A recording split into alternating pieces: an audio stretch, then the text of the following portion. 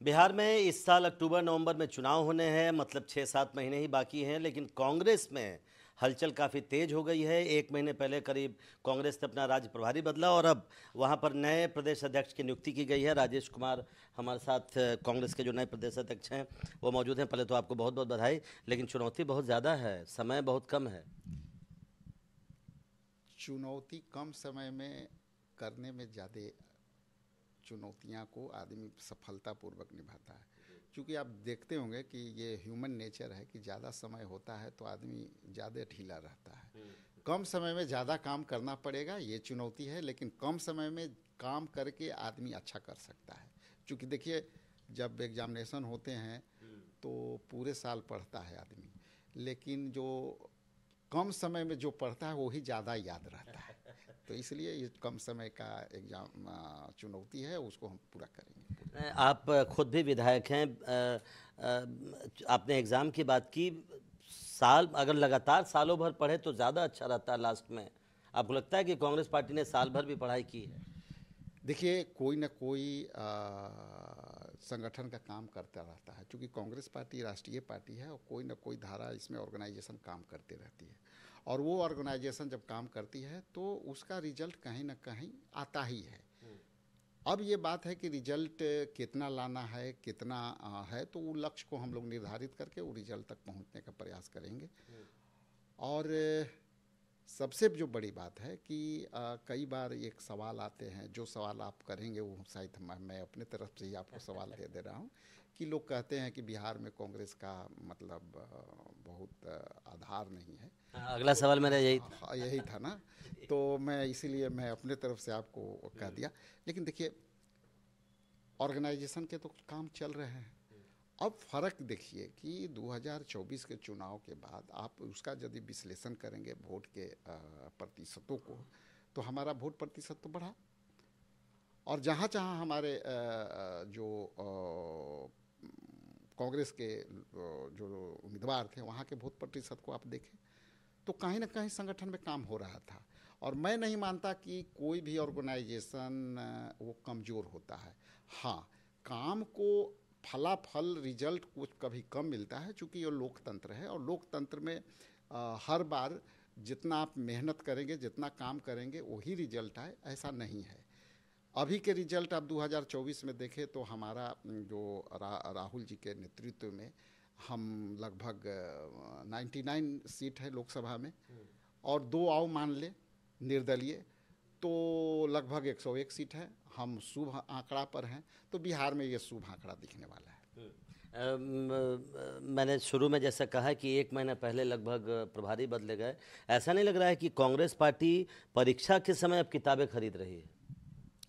मतलब आप आ गए नए बन के, प्रभारी नए बन के आ गए तो। ये देखिए, आप कांग्रेस के इतिहास को देखें। हम कितना साल पहले हमारे जो स्वतंत्रता सेनानी थे, आज हम 125वें साल पर लगभग जा रहे हैं। थोड़ा हो सकता है कि एक आध साल आगे पीछे हो।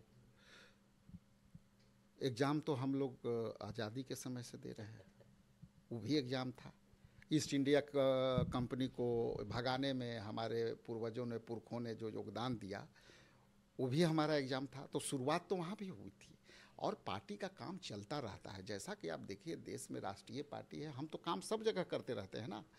लेकिन इसको आप रिजल्ट से जोड़ेंगे तो शायद लगेगा कि रिजल्ट कमज़ोर है। लेकिन आप यदि वोट के आकलन और विश्लेषण करेंगे तो हमारा वोट प्रतिशत को आप देखेंगे तो हम देखेंगे कि हमारा पार्टी का कभी भी वजूद जो है ख़त्म नहीं हुआ है, धारदार कम हुआ है।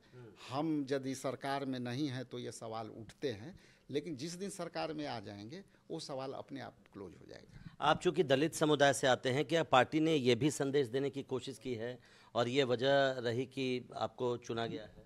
हालांकि पहले भी दलित समुदाय से अध्यक्ष रहे हैं पार्टी। देखिए, सबसे पहले तो आप हमारे नेता, न्याय योद्धा राहुल गांधी जी का मैं आभार प्रकट करता हूँ। मल्लिकार्जुन खड़गे साहब को बधाई देता हूँ आपके चैनल के माध्यम से। और प्रियंका जी और केसी वेणुगोपाल जी और हमारे प्रभारी अलवरू जी और सुशील पासी, ये तमाम लोग का जो सोच है वो राहुल गांधी जी का जो संविधान को लक्ष्य लेकर के है, और जिस तरह से जातीय गणना की बात हो रही है, और जातीय गणना में ये बात आ रही है कि उसकी हिस्सेदारी में यदि जातीय जनगणना आ जाती है तो हम हिस्सेदारी अच्छे से दे पाएंगे। हम दलित समाज में, अनुसूचित जाति समाज में हम चमार जाति से आते हैं।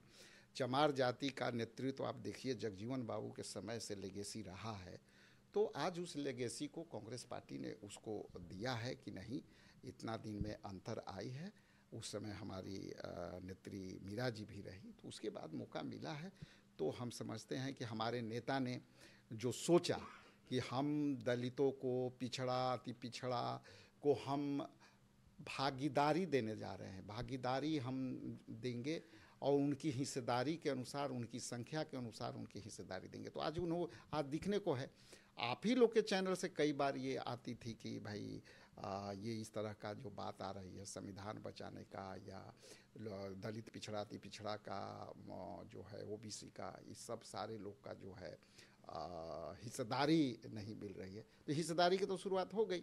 आप 2-3 उदाहरण है मैं आपके चैनल के माध्यम में बताना चाहता हूँ कि उड़ीसा में देखिए दलित समाज के अध्यक्ष बने, उड़ीसा का उदाहरण है। कल तेलंगाना में आप देखिए ओबीसी का जो है हमारा आरक्षण का दायरा बढ़ा, और बिहार में एक चमार के बेटा को अध्यक्ष बनाया। तो ये शुरुआत हो चुकी है कि हम हिस्सेदारी देने का। तो इसलिए मैं बार बार बधाई दूंगा वो तमाम अपने समाज के लोग से, दलित समाज के लोग से, ओबीसी के तरह की कि राहुल जी ने जो जिस क्षमता से इस बात को आगे रखा, वो क्षमता को इम्प्लीमेंटेशन करना शुरू कर दिया है। चलिए, अब 2 केवल छोटे छोटे सवाल हैं जिस पर काफ़ी चर्चा हो रही है पिछले कुछ दिनों से। एक पदयात्रा चल रही है आप लोगों की, और कहा जा रहा है कि उस पदयात्रा के चलते तेजस्वी जी नाराज़ हैं, खुश नहीं हैं, क्योंकि आप लोग अब अपना रास्ता भी निकाल रहे हैं उसमें से। ये पदयात्रा चलती रहेगी? हम अपने ऑर्गेनाइजेशन की बात को करेंगे और रोजगार की बात करेंगे। आप याद कीजिए, हम थोड़ा सा आंकड़ा हो सकता है कि ऊपर नीचे हो, पिछले जब ये बिहार में जो एनडीए की सरकार बनी, उसने क्या कहा था कि हम 21 लाख नौकरियां देंगे। आप लोग चैनल में होगा, बाइट भी होगा, देख लीजिएगा मिलाने के लिए। क्या अब रोजगार की बात हो रही है? क्या वो 21 लाख लोगों को, बेरोजगार लोगों को नौकरी देने की बात हो रही है क्या? आप देखिए 65% के लगभग जो है आप आरक्षण बढ़ाने के लाभ है। एक दरवाजे से आप आरक्षण 65% के दायरा बढ़ाए, दूसरे दरवाजे से माननीय उच्च न्यायालय, सर्वोच्च न्यायालय में लंबित है। सरकार मन से लड़ रही है क्या? ये मेरा सवाल है। लेकिन कहने का मतलब है कि हम अपने पार्टी के ऑर्गेनाइजेशन को चुस्त दुरुस्त करने, अपनी जनता में अपनी लेगेसी को बढ़ाने, प्रभाव को बढ़ाने में ये सबको फ़ायदा होगा। हमारे साथ जो भी हैं उनको भी फ़ायदा होगा। तो इसमें तो कोई ऐसी विवाह नहीं। नहीं, मेरा सवाल दूसरा था कि इसकी वजह से तेजस्वी यादव नाराज़ बताए जाते हैं कि कन्हैया कुमार भी अब बिहार की राजनीति में आ गए हैं। देखिए इस तरह के कहीं बयान आई है क्या?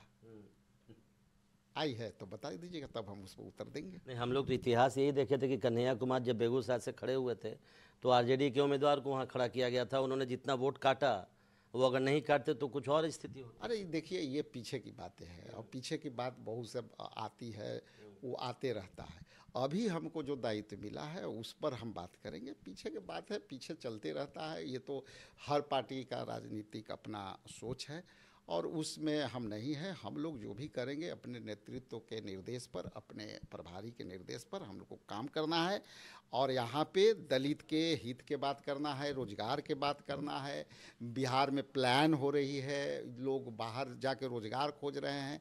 हम उस समय प्रसन्नता भी होती है कि जब हम लोग महाराष्ट्र जाते हैं, दूसरे राज्य में जाते हैं, तो कहते हैं कि भाई महाराष्ट्र के बनाने में बिहार के मजदूरों को, बिहार के करने वाले ने महाराष्ट्र को बनाया। लेकिन आज दुख दूसरे तरफ ये होती है कि हमारे लोग यहाँ बेरोजगार हो करके और दूसरे जगह जा रहे हैं, और वहाँ तरह तरह की यातना भी उठा रहे हैं। तो हमारा भारतीय राष्ट्रीय कांग्रेस पार्टी का और आदरणीय राहुल जी का यह नेतृत्व है कि हम जो है रोजगार की बात करेंगे, लोगों के शिक्षा के गारंटी की बात करेंगे, तब ना हम देश सबल बनाएंगे। बस अब एक आखिरी सवाल, सीधा सवाल, 2 छोटा छोटा सवाल है। आरजेडी के साथ ही आप चुनाव लड़ेंगे, ये आप कंफर्म करेंगे? और कितनी सीटों पर चुनाव लड़ेंगे? अभी हालांकि जल्दी है। छोटी सवाल का छोटी जवाब। ये हमारा केंद्रीय नेतृत्व, हमारे वरीय नेता तय करते हैं। वो लोग का अपर लेवल का बात है, वो लोग जो तय करते होंगे। लोग तो अभी गठबंधन में हैं। ठीक है, ये तो है, तो लेकिन ये सब सारे हमारे वरीय नेता, चाहे केंद्रीय नेतृत्व, ये लोग का फैसला होता है। और इसमें जो है हम समझते हैं कि वो उन लोग पर छोड़ देना चाहिए। लालू जी से नेगोशिएशन चुनौती रहेगी आप लोगों के लिए?